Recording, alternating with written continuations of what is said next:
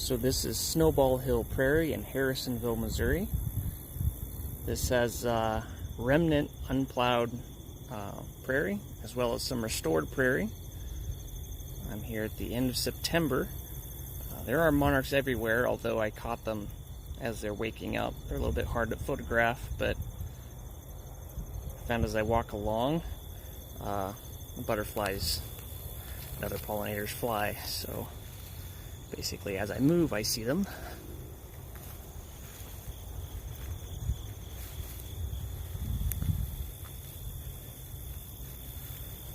This is a fairly species-rich remnant.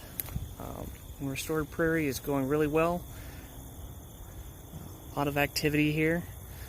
And it's not too far from Kansas City. You should definitely check it out. Most of the growing season there's something interesting going on.